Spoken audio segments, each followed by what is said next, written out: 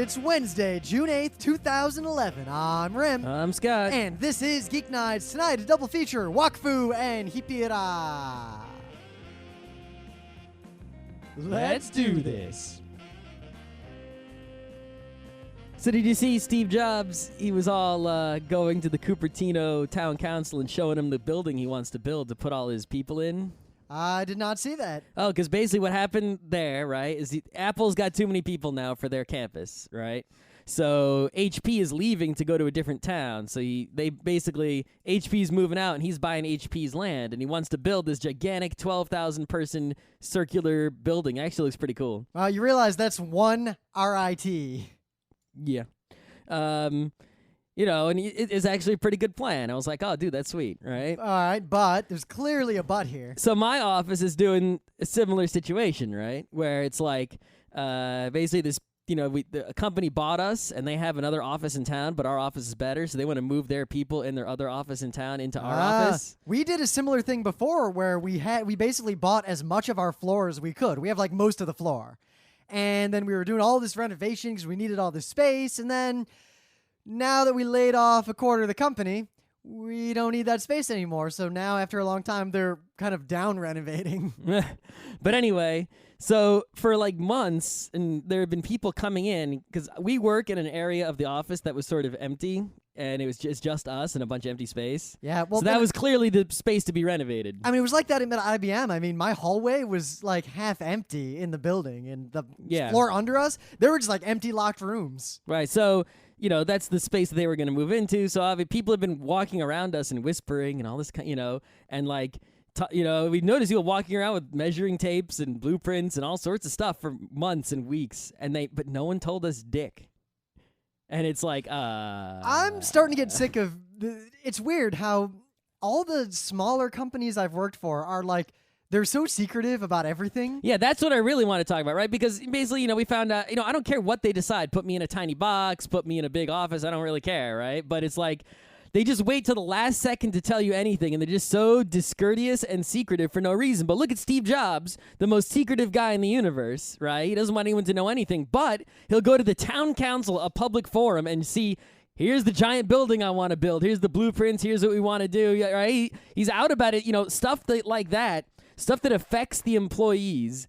He's going to tell the employee what the employee needs to know and the people in the town what they need to know. He's not going to, keep things secret just for no reason. He has at least what he thinks is a reason most of the time. Well, I think it's a more general problem. There are a lot of...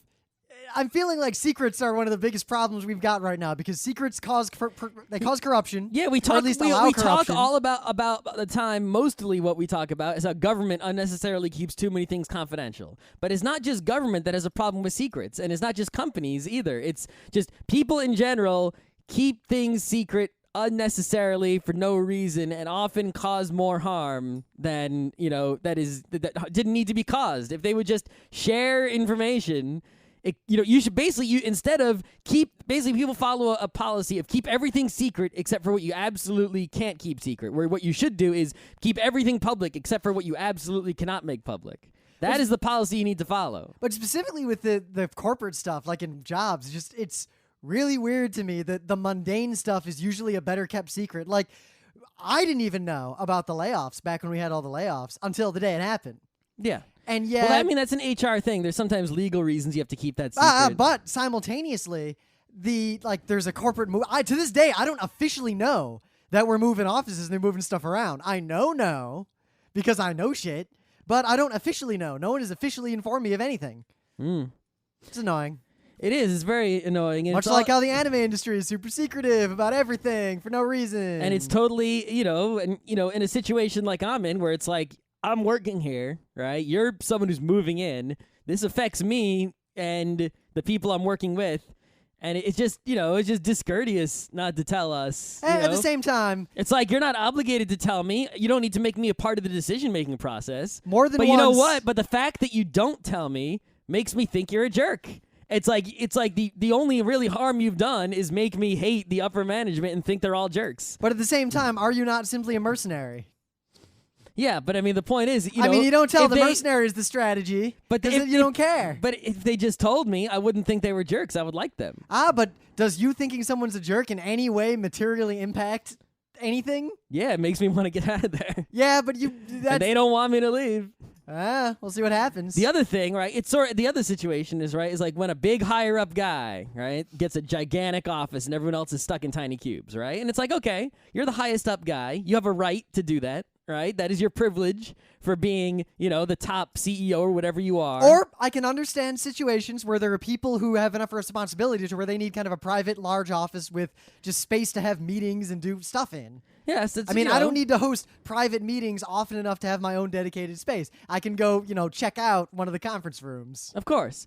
But by doing so, right, by having an excessively large office, what message did that send to the rest of the employees, right? It's like basically you're saying, I'm a big jerk. Who cares about myself? Fuck you all. Get in a tiny cube. It's like you have a right to put me in a tiny cube. What if it's a meritocracy, Scott? What if it's where the people whose jobs are most important have the nicest offices? I'm just saying. What if? Would you be mad if it was a meritocracy?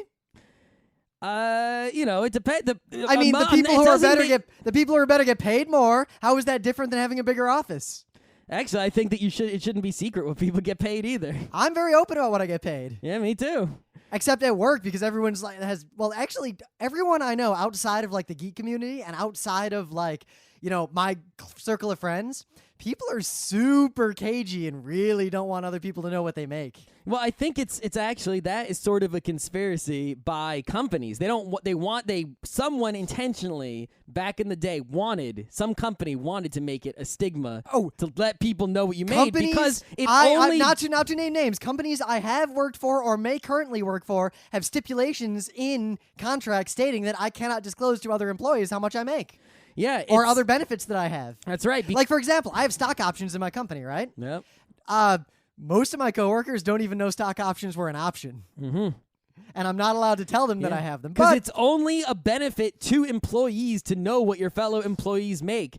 If you all shared, if everyone told everyone else what you made, then, someone might be upset at finding out that they're being paid a lot less than someone else. But since everyone knows how much everyone's contributing, right? It's like if I get paid a little less than this other guy who does more work than me, it's like we look at each other and we're like, yeah, all right, you do more work than me. But usually what happens is a company has someone who's been there a long time. They need them, so they're giving them increasing salaries to keep them around, and then they hire someone new, and because that person might not be familiar with the pay grades of that industry, they pay them the minimum possible. Exactly. So sharing information, someone might be upset at finding out, the truth, but then if you actually had balls and would go to the people who make the decisions and be like, hey, we've discovered this is unfair. Fix it, asshole. Right? Yep. Then suddenly they're the ones who are in the deep shit and the employees become empowered, even without unionizing. Just by sharing information, you can empower yourselves and get more money for everyone. You're not going to get less money for anyone,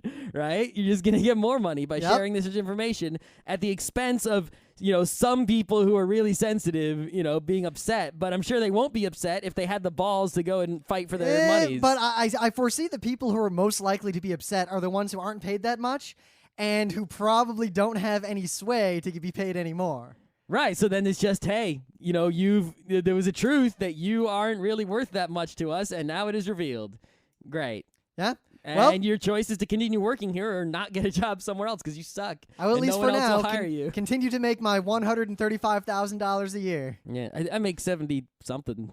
I don't even know. Wow. I make almost double what you make. Yeah. And yet, you probably do more work than me. No, but you're going to watch out. I'm going to fight next. See, because the thing is, I'm too nice, right? As much as I say the balls to fight for whatever. I've been thinking about that lately, because I know you're going to do your thing. I've been seriously debating doing the same kind of ultimatum. I think that's one of, how we always talk about, the nerds who could be the most dangerous, who could bring society crashing down are too nice. That's why we don't do terrorism, even though we could, right? And it's the same thing. It's like, I'm a nerd, I'm too nice. I don't go in there and be like, give me more money, asshole. It depends. It depends on how much you care. I mean, I'll be honest. When I worked at my previous job, the hospital, I went into my boss and I was like, look, unless you give me 100% raise, I'm going to give you my 2 weeks notice. And then, the guy was like, but that was quitting, right? That wasn't actually negotiating. I gave an ultimatum because had he doubled my salary, I probably would have stuck around a little while longer and then quit anyway after I had a pile of money, but that's a separate problem. Right, but the point is I'm too nice. I've never once actually negotiated or fought because everyone who's ever paid me has paid me enough to live, right? I'm paying the rent. I'm buying everything I could possibly want to buy, giant boxes of comic books every month, computers, anything I need on Amazon, I just buy it without thinking, right? I pay the rent, I pay all the bills, and my bank account balance just keeps going up. So I'm so non-greedy, I'm just like, whatever. So I never fight for more money or anything. But next time, I decide, it's been too long. I realize you don't get anywhere without fighting. So now I'm going to fight the next time I get a chance when there's a review or whatever there is, whatever bureaucracy. My company's very smart about that. They stopped giving reviews years ago. Oh, that's a genius move. So that way, because think about this. No one ever asks you anymore, hey, are you happy? What's going on? So you never have an excuse to be like, yeah, I'm kind of bored. But it doesn't matter, right? There is going to be some sort of HR event at some point that will give me an opportunity to negotiate in some form. And when that comes, I'm basically going to be like, look, I want 30 vacation days. I know I've been joking about 30 vacation days, but now I'm actually serious. I want 30 vacation days. No, yeah. I'm not kidding. If you don't give me 30 vacation days, well, your I'm gonna logic go is somewhere. sound, because to summarize it, you basically pointed out that, all right, you could make more money elsewhere. Both of us could. Yep. But it's a pain in the ass to switch jobs and all that sort of thing. And anyone can just offer more money. So there's no benefit to fighting for more money one place versus another place. But nobody, for some reason, the American industry system is fucked up to where nobody gives anybody shit for vacation days. That's right. Even me. But in Europe, right, it's 30 days minimum. And no one has some any places, jobs. There are some places where it's 60 days minimum. Scott, most people have 365 days. Whoa. Yeah. Well, the idly wealthy and the unemployed. So because no one gives anyone vacation days, I mean, I don't even get as many as I want. If they gave me 30 vacation days, I basically would have to stay there for less pay for as long as I could. Dude, if a company gave me 30 actual vacation days... Because going anywhere else would reset me to 10. Well, the biggest thing I or realized, less. The real problem here is pretty fundamental. I would take a 50% pay cut to work 50% of the time. Yep. And that would be awesome for me. Yep. And no one's going to pay me $70,000 a year to only work 6 months out of the year. No, but here's the other, right? So they could give me more money. But like I said, even at my current pay, my bank account is increasing because I'm so frugal. Yeah, because you're so great and we're so rich and we're just rubbing it into all the listeners' faces. Listen, if you guys go and study computer science and are good at it, you can end up in the same way too. But you also got to be lucky. And you want to know the real secret? But then we should get on to the actual show, anime and such. The real secret is, 1, actually be smart. 2, learn computers because that's where you make all the money. Yep. There are a few other specialty fields you can make equal money in, but 3, live in New York. Computers are the ones that we know. You don't have to live in New York for CS a or major IT. city. Yeah. But the biggest thing too is you've got to be willing and able to sell yourself. You've got everyone I see when I interview people to hire to work for me, they're so cookie cutter. I don't even remember their names. Everyone looks the same, talks the same, wears the same suit with the same color, the power tie and the earth tone. The resume is all identical. It's nobody stands out. No one's willing to let their real personality show through in an interview. Everyone always acts the way they expect corporations to expect them to act. You realize every interview I've ever done, I act like me. That's like the other day when I was in the... I'm I do a podcast called Geeknights about nerdy shit. We usually eat in the park outside of Barclays, which is, it's one of those public-private parks. They own it, but it's public. Oh, speaking of which... And there were these guys walking around with name tags, and they were all wearing the same suit. And it was I was like, oh my God, I'm so glad we're not those guys. Yeah. That's actually the fact that my company doesn't have a dress code, because I wore suits every day, but now that it's warm today... and I was biking to work until my fucking bike got stolen. I stopped wearing suits and started wearing just T-shirts, and I kind of don't want to go back to wearing suits ever again, even though I really like wearing suits. Because it'll never get cold again. It's going to be warm like this forever. Anyway, so anime, manga, comics, news. Yep. Oh, you want some news? I think we should actually talk about... We don't want to be Dave and Joel here. All right, so there was a gigantic comics news. I don't know if we've talked about it on the show. I'm pretty sure we haven't. All right, it's pretty much the biggest comics news ever. DC Comics is going to relaunch. Some people are saying reboot, but the official word is relaunch. The distinction there matters a lot to people who care. Right. So about this is comics. This is actually what is happening.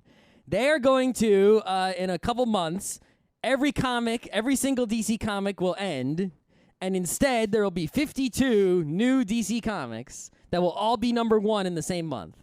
And those will be the DC comics. There'll be 52 of them. They will start with number 1 all over again. The thing is, it's a relaunch, right? So it's like, they're restarting, but they're not completely restarting, right, from nothing, right? But they're sort of restarting, so it's like, theoretically, if you've never read the comic before, you should be able to read this comic, but that's not like they're throwing all the history away in the incinerator. At the same time, they're doing something else. And I'm not even going to bother talking about, like, which titles or who's drawing and writing which ones. The only one that I think is a big deal is the Jeff Johns, who I hate, and Jim Lee, who I like, are doing Justice League, which I think is, like, the big one they're trying to push. But anyway, they're going to also make every comic digital available on the same exact day that it's available on the newsstand. Oh, shit, son. For the same price. But there's no more details than that. There's probably going to be all sorts of DRM and whatever. This would have been a stupid idea a long time ago, but there are enough iPads and high-resolution phones out to where you can look at color images like that and do okay. But anyway, and then like a couple weeks after the comic comes out, it's going to go down from, because the comics are going to be $3 and so are the digital ones, but a couple weeks, when the comic becomes old, the digital one will go down in price to $2. So this is like, it's yet another example, right, of company that didn't update its business model for the digital age when it should have in 1999. It's currently 2011. They're 11 years, 12 years too late. But most companies, the mistake they make is they dip the toe in the water. They say, oh, it didn't work, and they pull the toe out of the water. Now, you realize the reason they do this is not because they're incompetent on that front. They're incompetent, but not in this specific way.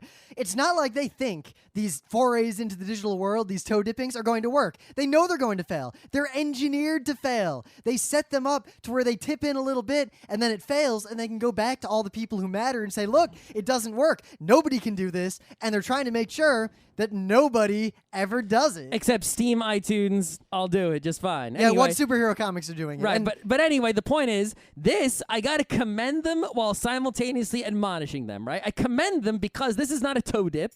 This is a foot dip, right? Or maybe a down to the knee, right? It's like maybe you're sitting on the edge of the pool and you put both feet in and you're thinking about sliding off the edge, right? So it's like they're making a bigger move for the modern world than anyone has ever done before, right? They're resetting everything to number 1. That's, I like that. Making the comics more accessible, if not completely accessible, right? They're making it digital, available on the same day.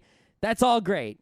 But I can still have to admonish them because it's not far enough. Here's what they should do. Ready? Number 1, forget about the freaking issues entirely. Only digital comics. They shouldn't charge. No. Why? Because they're going to make money off of from the nerds. Trades only. Why not just make the money off the nerds if it doesn't cost you anything to do? It's just guaranteed profit. Because they don't make that much money off the nerds. You'd be yeah, surprised. but they make something. The other rationale they probably will come up with is that would end all comic book stores.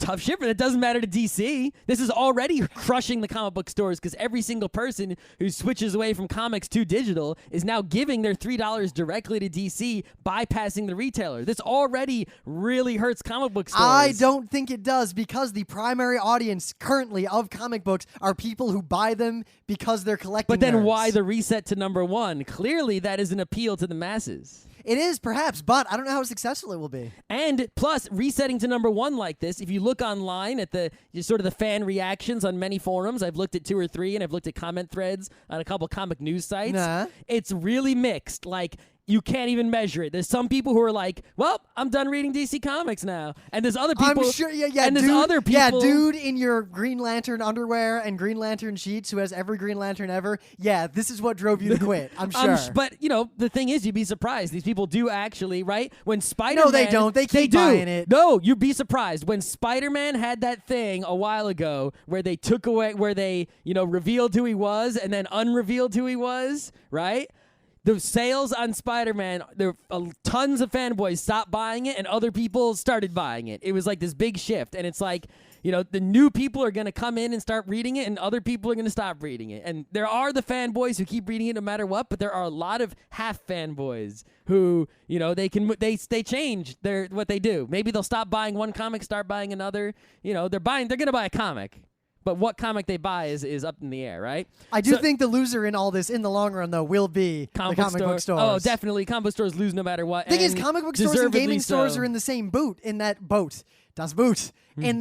neither one of them is getting the presence it used to, partly because people are buying stuff online. Yep. You can't buy board games digitally, but you know what? Amazon's cheaper than any gaming store I've ever been into. Yeah, and you know what? What if, if Wii U was something that you were going to buy? We'll talk about Wii U in some Tuesday in the future, right? Oh, Wii U. And what if there were actual real board games on Wii U? Would that hurt sales of physical board games?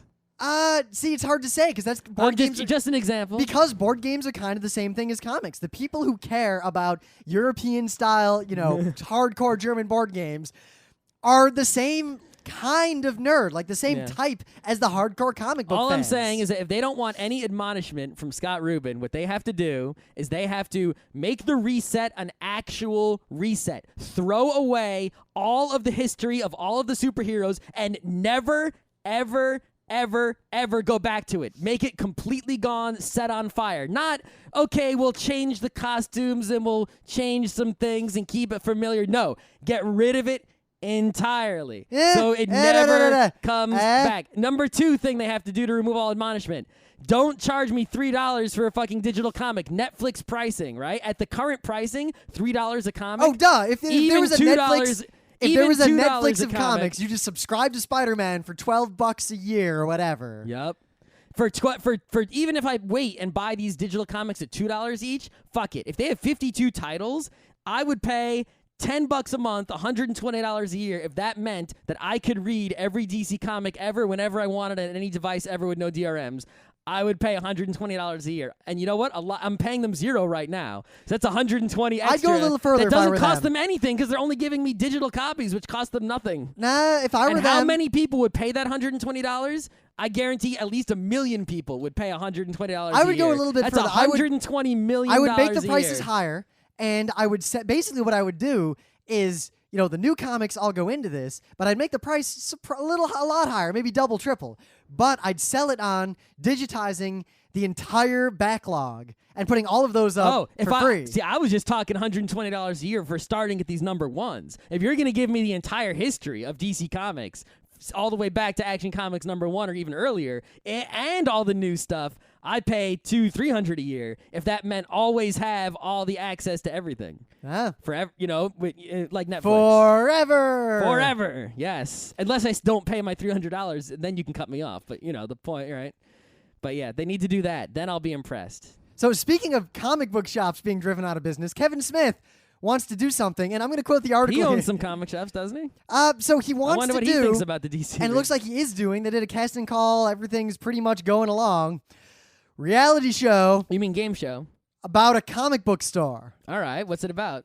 The day-to-day goings-on of a comic book store. Oh, so it is actually a reality show. It's yes. just going to be like, watch what happens in this comic book store. Yeah, watch what happens in this comic book store. Now, I can spoil the first season of this because I've been in comic book stores. It's mostly very quiet. But the thing is, it's going to be his comic book store probably, right? Which is actually a pretty nice shop. Yeah, it's Secret Stash. It's sort of like Midtown Comics, right? It's very nice. Yep. Or Forbidden Planet. But Scott, you've been to Midtown Comics. What's usually going on in there? It's quiet, and there's like 20 nerds looking at stuff quietly.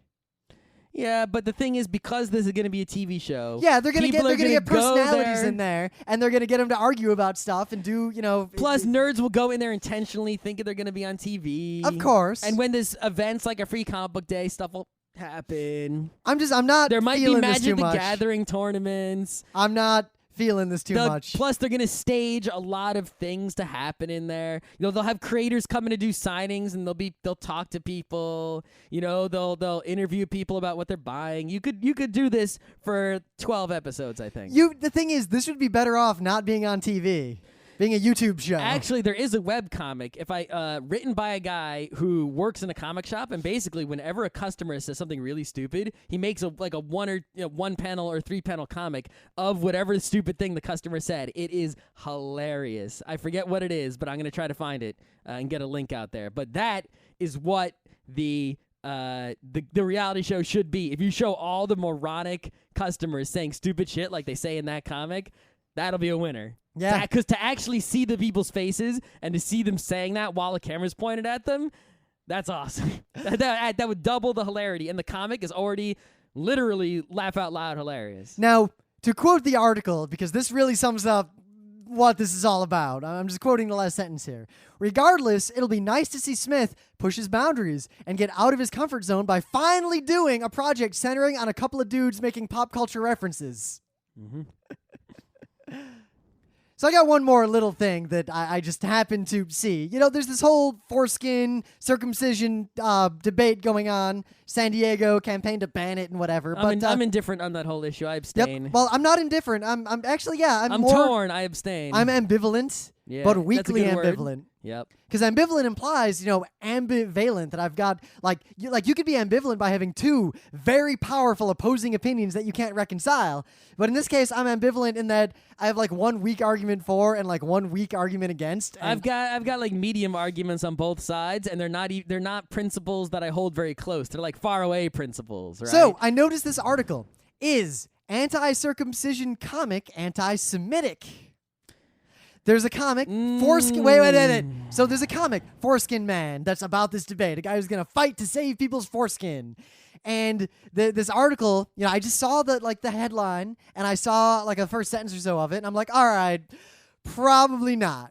It's probably just pro foreskin, and someone's making a leap that, because a Jewish tradition is to circumcise boys, that obviously it's anti-Semitic. I mean, yeah. Yep. And I was gonna brush it off, so then I click on the article. And you know what's on the cover of the second one? Mm-hmm. So here's Foreskin Man, Aryan, beautiful, blonde hair, chiseled. Behind him is what I can only describe as the stereotypical Jew. All right. With horrible razor blades, ready to circumcise a baby against the wishes of the mother, and there's the Jewish Hasidic mafia behind him. So it is anti-Semitic.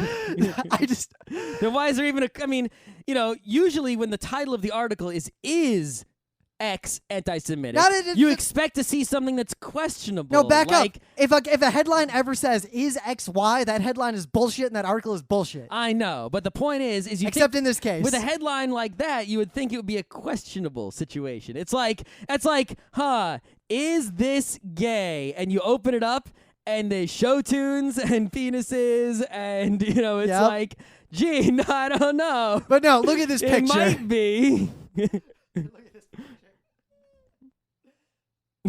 Okay. It's pretty great. So I'll leave it at that. You know what? This comic probably is a little anti-Semitic. All right, I'm going to give you that. The name of the webcomic about the comic book shop, which is still updated as recently as today, is called Our Valued Customers, and I will link to it.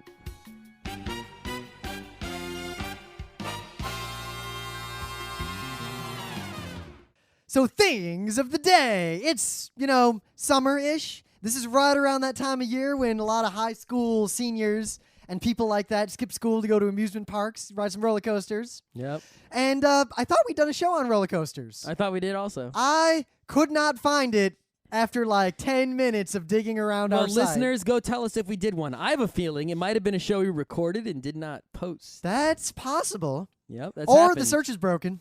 Less likely. Yeah. So, we were talking too in the forum recently about geekeries that you grow out of, and there's a whole debate there. But one geekery I kind of grew out of, partly just because I am an adult and have access to much more exciting and worldly things because I have more money. But when I was a kid, middle school, high school, I was I would consider myself a roller coaster nerd. I knew the intimate motherfucking details about roller coasters. You take me to Cedar Point, I can tell you when the roller coasters were built. I can tell you about that's technically, that's a wooden looking coaster, but technically it's a steel coaster because the rails are like this. And yeah. Yep. So really into roller coasters. And I was looking around online trying to figure out all right, it's been about a decade since I've ridden a real roller coaster. We got to go to International Roller Coaster Database. Except for that one roller coaster we rode that one year in Wildwood, which was okay. I mean, it was okay for not having ridden a roller coaster in a long time. It was like a 3 out of 10 roller coaster that got a +5 bonus for the fact that I hadn't ridden a roller coaster in half a decade. Yep. And minus 100 bonus from costing $10 to ride once. Minus another 1 because remember that year? That was when I had Lyme disease and didn't know it yet. So I had a wicked headache the whole time. It's only minus 1, but the $10 was more minus. Yeah. $10 back then meant a lot to me. Yeah. So my thing of the day is a POV of what I consider, to this day, there may be a better roller coaster. At least a better contiguous roller coaster. So the better best roller coaster you've ridden. Yes. Now, I argue this partly because people have made taller and faster roller coasters. But this is a contiguous closed circuit steel coaster, as opposed to the kind of BS cheating coaster that's really big, but basically shoots you up one big thing and over it, and that's it. Yeah, it's sort of like, it's like a drag. Some cars. It's funny, isn't the name of that super roller Thrill coaster? Dragster? The Thrill Drag. It's like a drag racing car. Yeah, it's fuck like, that. It's like, let's make a car that goes straight really fast. Great, but it can't turn. An F1 car is much more impressive, right? Even though it might not have a top speed as high as the drag car, it can turn, and it's useful. But there are many different styles of roller coasters, and like wooden coasters and steel coasters and different kinds of steel, whatever. But the Millennium Force at Cedar Point is a particular kind of steel coaster. Similar coasters would be like the Magnum XL 200, which was also at Cedar Point. The steel coaster that has one very tall, very straight hill, and then it has a lot of very high up and downs. Doesn't go upside down. And a lot usually. of turn left and rights. Yep, but usually the turn left and right is minimized, and the biggest thing is it'll have like 3 huge hills in rapid succession. Yep. Maybe 4. It's a combination of hills and turns and banked turns. Their primary benefits no loops are high top speed, coupled with very strong sideways and topwise G's, especially at the peak of the second hill of a coaster like this. Yes. You'll pretty much, like, if you don't have your seatbelt on, you're dead. Yeah, those are my favorite types of roller coasters, hands down. I used to be, it's too bad there's no YouTube. I actually want a really good one. It's not as high or as fast, but there is a Superman roller coaster at Six Flags New England. I've heard Superman's okay. It is quite good. It's about 100 feet less than the Millennium Force. So the Millennium Force has been voted so many times by various kind of international and national roller coaster organizations as the best steel coaster in the world that I find it hard for anyone to argue to me that there is in fact a better roller coaster. At least a better contiguous closed loop steel rail coaster. Which is my favorite kind. Yes.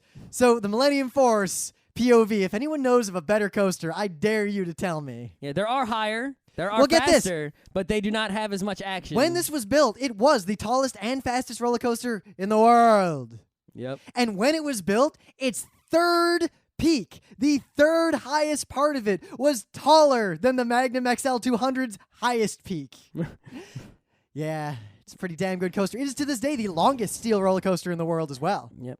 So I got a really good thing today. You do? Yep, it's hockey related. So Hockey. You know how we tend to look down on people who are the drunken woo frat guys. Only because the only reason I ever look down on someone like that, because you're fucking loud. But they're also pretty much the opposite of geeks, right?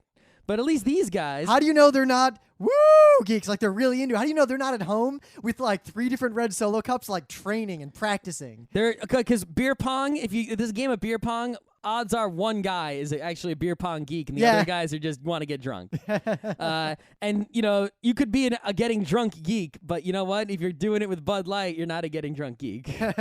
No, you're getting drunk geek, but you're not a beer geek. That's like saying you're a video game geek, and all you ever play is You're not even Mario. a getting drunk geek, because getting drunk geeks know that Vodak is the way to go. I know that, but or anyway. perhaps gin. The point is, here is an epic tale of some Canadian hockey geeks who are fans of the Vancouver Canucks. This is one of the most epic tales I've ever read. I'm not going to tell you the story because then what's the point? You have to read it for yourself to get the full effect. But it involves, right, a 1,000-mile road trip from Vancouver to L.A. to see a hockey game. Or San Jose to see a hockey game, sorry. The Sharks, San Jose. Getting so drunk, you end up in the hospital. Drinking some of those alcoholic beverages with the owner of the Canucks and his hot ladies. Going back to Vancouver, escaping the hospital, and many other epic things happening. It is so epic. It's all true. 100% true photo evidence, not Snopes, not bullshit. It really happened as is told in this article. 100%. I confirmed it. It's for real. It's awesome. It's the kind of thing that you'd see in a movie, and you'd be like, "Oh, that's a stupid movie." It's so like contrived. Similar things have happened to us. It's like, oh, remember that? When we were driving back from Otakon and we needed to get off the highway in the dark to get gas. Yep. And like this is like one of those stories times 100. Our midget hookers playing Settlers really doesn't even come close. It's like that times 20. Right? It's that awesome. So check out this story of epicness. So in the meta moment, the Geeknights Book Club book is still Isaac Asimov's Foundation. The unofficial book club book is still all of the R. Scott Bakker Prince of Nothing books. We will not be at Otakon because they didn't invite us back, so you can tell them if you want us to be there. Yep. PAX will be at Connecticut's coming up. We'll be there running the panels department. E-commerce Rim? That's coming along. We're pretty I thought you said you were going to mail the things tomorrow. Oh, yeah. And the only new update on the e-commerce is that we're almost out of shirts. But I thought you said after a previous show that you were going to mail something the following day. Yeah. Did you do that? Yeah. Oh, okay. That's why it's not a news. I'm just not an update. I'm verifying that you mailed like you said you would. There was a non-shit talk. That is a news when it comes to Rib. A non-shit talk? Oh my gosh. Speaking of non-shit talks, you might have noticed we launched a new spin-off Front Row Crew Geek Night show called Radio Free Equestria. It is about YouTube. Nothing but My Little Pony, Friendship is Magic, and the intimate Gandalf girthings that are going on therein. Yep. I think it's a pretty good show, actually, and it's going to go up pretty much weekly for a while, at least the pilots. Brony seemed to like it. Yep. I was worried. I didn't know what the reaction was going to be, but Bronies actually were excited for more. I was like, really? Okay. The reaction was pretty overwhelming, actually. From Bronies. Yeah. I don't know about normal people. We had more viewers of this at its start than Geek Nights had for like the first year. Well, it's a targeted community effort, right? Yeah, we got to do more targeted community efforts. Well, that was always the strategy. We just haven't found enough communities that are ripe for targeting. So to put another thing out there, like I said before, there is a third thing that we are working on. I don't know when it'll be up because we still have to, but it's coming. We have a third show unrelated to ponies and not directly related to Geek Nights that will also be on YouTube. All right. So keep an eye out on my YouTube channel, Geek Nights Rim. Mm-hmm. So we got two shows for you, but one of them we haven't seen a lot of, and we're going to talk about fairly briefly just because it's something kind of different and cute and neat, and we're always a big fan of those kind of short, cute anime. Yeah, we're big on the animes that are, made up a lot of short, tiny episodes like Damako Dobutsu and such because it doesn't take that much effort to watch them, and if you have a short attention span, you can totally burn through it really quick. And, Risky Safety really got us hooked. Yeah.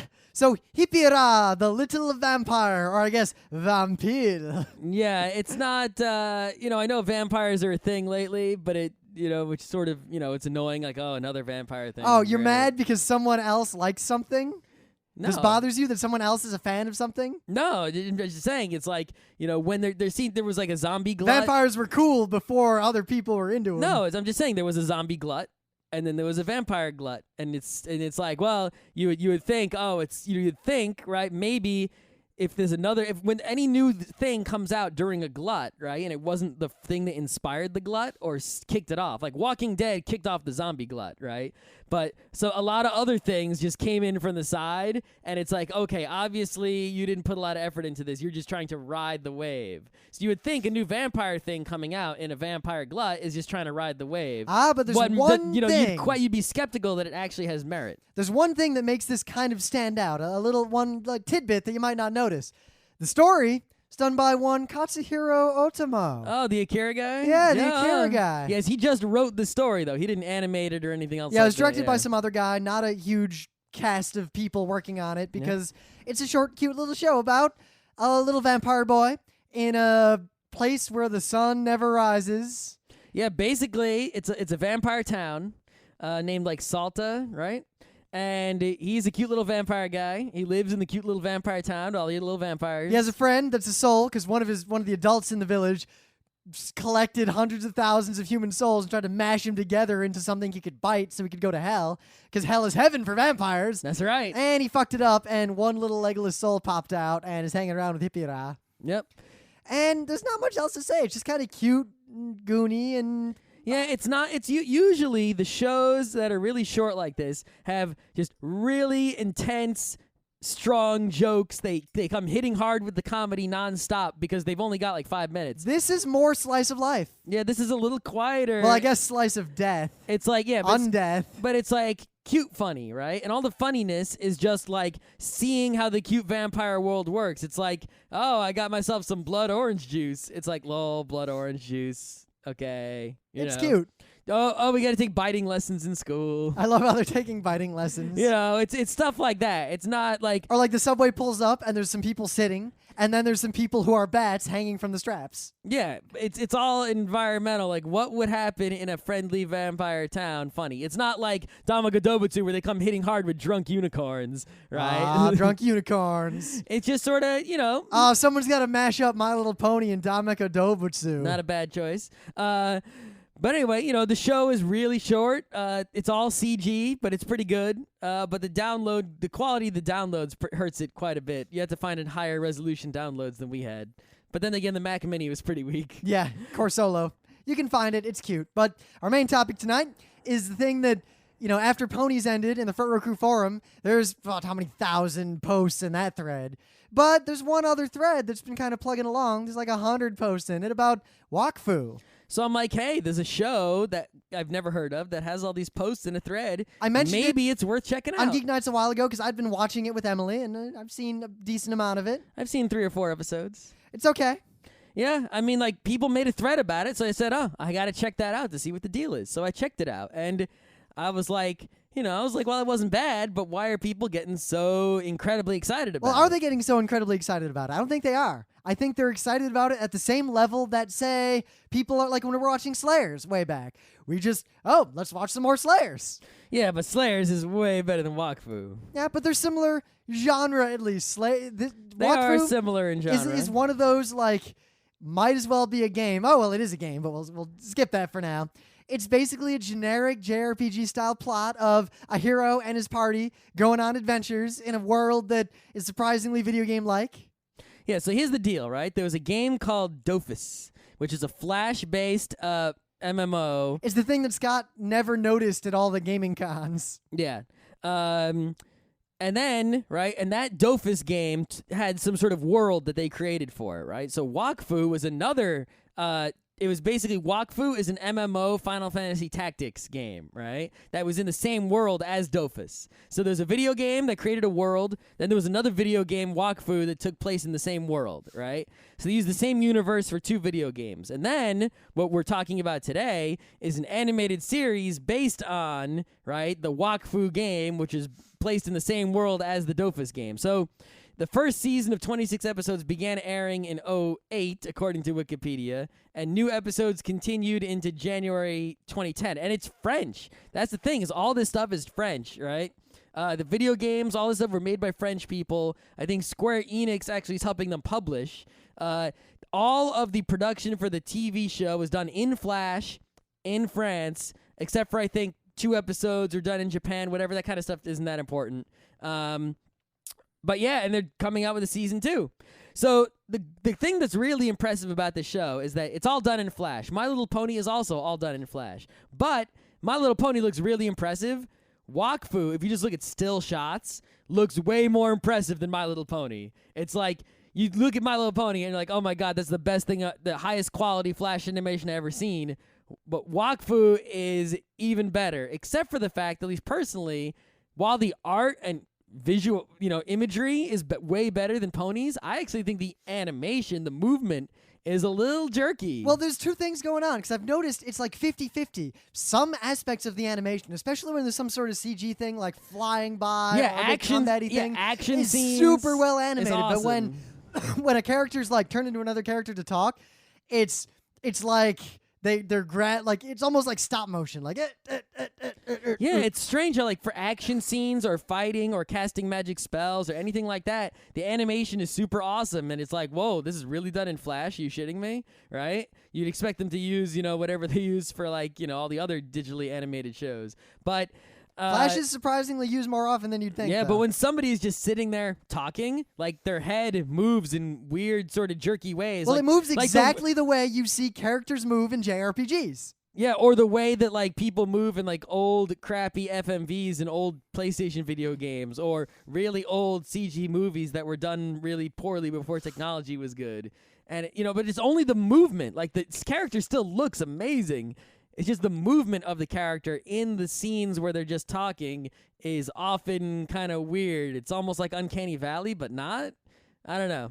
So it follows the plot of a young boy named Yugo who has the portal gun in his hands. Yep. And is the descendant of dragons or something. We don't know what the deal is, but it opens. He's the magical mystery dude. There's definitely some homage because the whole show opens right with like a flash of magic in this village, this random village, and this lone wolf and cub looking duo walks out of it. Yep. Just guy who looks super dangerous pushing a carriage with a baby in it. Yep. And something attacks him and he totally kicks its ass because he's lone wolf. Yep. I guess he's a dragon. He's a dragon. And the thing that attacks him is like, oh, he's so full of Wakfu, I want to eat it. Yeah, Wakfu is like the generic life energy that everyone, the bad guys want to collect. And, as an aside, this show... And the bad guy is some sort of Wakfu-powered robot who can travel in There's time. definitely some sort of precursor technology situation going on in this world. Absolutely. I love shit like that. Yep. But there's this, maybe Magitech. They, like, the Prince of Nothing has a lot of proper nouns. Made up gobbledygook proper noun that's just there. The Tidoni and the... Yeah, do you know the difference between Chigra! the Norserai and the Kianine? Beach of a Wookiee, Chigra. Right. And I understand more French than I expected watching this because it's in French, and French is something I studied in like high school and at RIT. Yep. But I'm hampered by the fact that they use a lot of silly made-up proper nouns. And you know what? I've noticed that a lot of them are very Marduk and Gardakan. Have you noticed that? Marduk. Yeah, they are. That's hilarious for me because of that other the names French to it: Canadian. Princess Amalia Charan Charm, Sir Sadley Grove Persidal, and Senor Gardakan, Rubilax, and Boba Fett. Anyway, but yeah, the thing is, it's not bad. It's like, hey, it's a fantasy plot, right? It's fun. It's cute. The main character totally just goes for it. But it's so generic in its fantasy plotness. It doesn't have anything special that makes it stand out above all the other JRPG fantasy plots in the universe. The characters are all fun. Like, I like the individual characters, but they're not great characters. At least not yet. I've seen a lot of episodes, but it doesn't grab me as much as other things have grabbed me. It's like, what makes this JRPG story better or different than a JRPG story from any Dragon Quest, Final Fantasy, Valkyrie Profile, Xenogears, Chrono Trigger story? Of course, it does get points It's for being very JRPG. Like early on when they go to the shop to try to buy a, quote, world map. Yeah, the map is pretty cool. And actually, I like that episode because, one, the cat girl and her husband were pretty funny. Yeah, they were all right. And while the twist at the end was pretty obvious, at the same time... It was Captain Obvious. It was also kind of funny. It was okay. Though the way it resolved at the end when he's like, oh, how do you think I'm going to keep getting stuff for the shop? And she's like, darling. Yeah. But anyway, but the thing is, it's not, it's not like ecstatically funny. It's just sort of like haha funny, a little bit haha. It's not like oh my god, I need to watch more of this so bad, right? That's how you know when something's good, is when you absolutely cannot resist watching the next one. I know, I often forget that. Like, because I've watched, there was this era from like 2003, 2004 when we were watching a lot of kind of generic anime because we almost felt obligated to, Anime Club and everything. Yep. Like Scried and all that shit. And I just remember I'd be watching like a lot of anime and it'd be like a chore, like, no, I'll watch one more episode, then I'll go do something real and something actually fun. Yep. And then not that long ago, we were hanging out at someone's house a few years ago, and maybe a year ago, and someone there hadn't seen Cowboy Bebop. So we're like, oh, just put on the first couple episodes. And then I thought, oh, I'll half ignore it because I've seen Cowboy Bebop, 3 times, and I'll just play a board game. No, I watched every second of Cowboy Bebop and desperately wanted to watch all of it immediately. Yeah, Hajime no Ippo, I started, I picked it up because it was in my queue, and I burned through it like, I don't know, phosphoric, sulfuric acid. My Little Pony, I watched wood. as soon as I could. Yeah, as soon as a new Pony episode came out, I was desperate to go and watch it, you know. Full Metal Alchemist, when it was coming out, we did that. But Oh my God, when Full Metal Alchemist was coming out, it was like the mad rush to see who could get it first. yeah, it's like, you know, so that's how you know something's really good. Wakfu, I've watched a handful of episodes, and really, I would be just fine not watching anymore ever. Like, if one was on, I would watch it, but it's not like I don't have this desperate need to see more, which puts it, you know, it's like, well, I'll just I'll definitely go to something else before I go to Wakfu, right? Not that it's not bad, but it's just not, it's not great. I don't know, it doesn't stand out, it's not amazing. What's interesting is it's just I another think JRPG plot you thing. probably won't be happy. It gives me the same level of enjoyment as an individual episode of, say, Fist of the North Star. I don't know. I like, Individual episode per individual episode. Now, the overall enjoyment of Fist of the North Star is higher because there's this compounding as you watch more episodes. that is the thing. I think what Wakfu could have done to make me more interested, right, was to actually bring more heat on that initial plot, right? Because it's that typical JRPG stuff where, you know, there's a hidden great power and we give you a hint of it at the beginning and then it's hidden away and as the episodes go on and it won't be revealed until the very end and then it will come back. You know, every JRPG does that and it always bothers me. The worst one of those is Lufia. You ever play Lufia?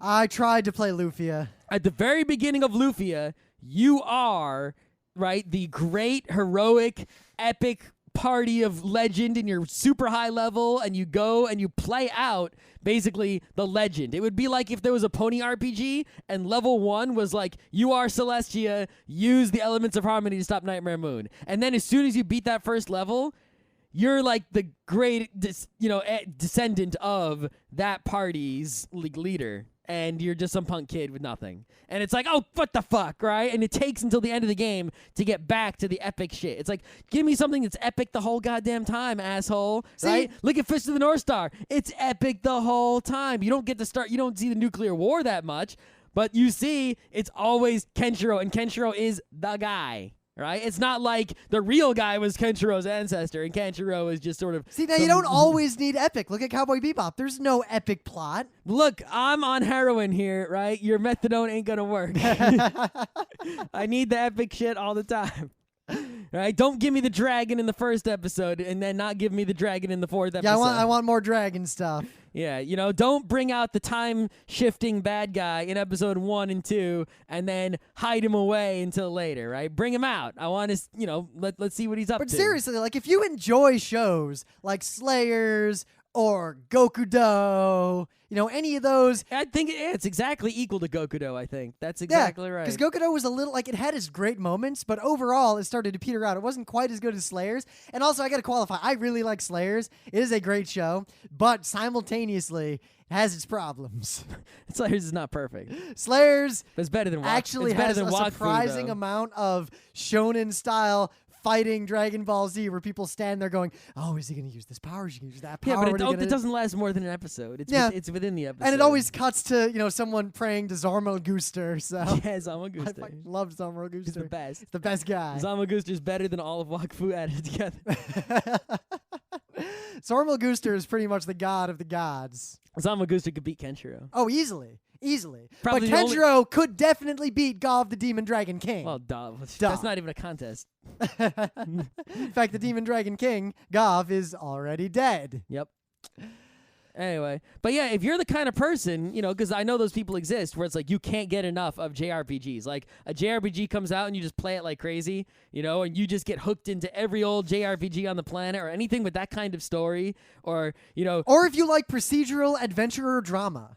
it's like if adventurers are going on a fantasy quest, you just really can't get enough of that. Then then Wakfu is another one of those for you. And the best part is you don't have to press A to fight random encounters. You just get the story part. I think the real weakness of Wakfu is that the characters, they're okay, but they're not like they're not really strong. You know, it's like they have their personalities, right? But they're not strong personalities in one direction or another, right? It's like this money guy. The main character is really like has no personality whatsoever. He's so nothing. You know, There's the best of the whole main characters is the little sword that the knight has to fight with. Oh, the Because Shabu. I forget what the demons are called. The knight is pretty boring, but his sword is actually because the pretty sword cool. just wants to fuck shit up. That's Yeah. all he cares about. He's like, come on, let me take over. It'll be fine. And the two princesses, the princess and her assistant. It's like they're all right, and they have, they're whatever, but they're not like strong. Look at the ponies. The ponies are strong characters, right? It's like Twilight Sparkle, the nerd, right? Or also the Jean Grey, but we'll talk about that later. Well, that's why people always compare it to like Team Fortress 2, which also has the strong personalities in the characters, and that's. That I guess that it just works for me when the characters are like that. Hajime and Ippo, same thing, right? Oh my god, I was looking for it. The best Gardekan name in Wakfu is Grorgaloragran. Wow. GROUGALORAGRAN. That's pretty great. It's Graugaloragran. Graugaloragran. Yeah, that's even better than Gardekan or Mardak. Noxamillion is pretty good too. There's also right underneath that is Cabrock. You mean Cabrock is very Mardak. You're looking at the Wikipedia. Of course, so are you. Yeah. Master Goltard. Yeah. Dreadnought. Yeah, we're done with this. Yeah, we're done with that. But it's a fine show. It's like a solid B. I'd say B minus because I consider Scrap Princess to be a solid B. I have a pretty. Really? That's my scale. I think it's equal to Scrap Princess. No, Scrap Princess is better. Anyway, because Scrap Princess is a better animation, and I think better characters, and actually was a pretty great show, except for the fact that Scrap Princess pulled the biggest. Let's figure it all out at the end I've ever seen, even worse than Paranoia Agent, which is a great show. I'll agree with your B minus rating. Because Scrap Princess, the entire plot is revealed after the eye catch in the last episode. Not as bad as Alien 9. Where the big... Well, because Alien 9 was kind of like in media res. You got to give it that. No. Plus, that wasn't even a plot. It was just, if you happen to watch the credits, that poor girl died. Oh. By getting squished in a very Wicked City kind of Alien way. 9 is pretty awesome. I feel like we should watch it and review it. Because I haven't seen it since we used to hang out with Luke. I only saw it because I was in a room when someone else was watching Gabby it. was watching it, and then we went to play board games. I didn't actually watch it. I was just in a room when it was being watched. I have a manga from it, too, laying around. I don't know why. I don't know where I got it. Fuck? Yeah. I can't even remember this shit.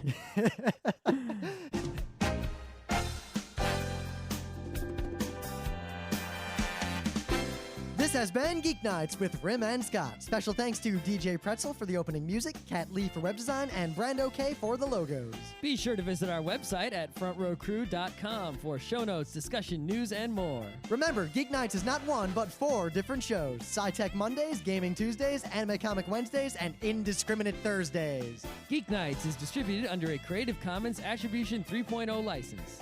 Geeknights is recorded live with no studio and no audience. But unlike those other late shows, it's actually recorded at night.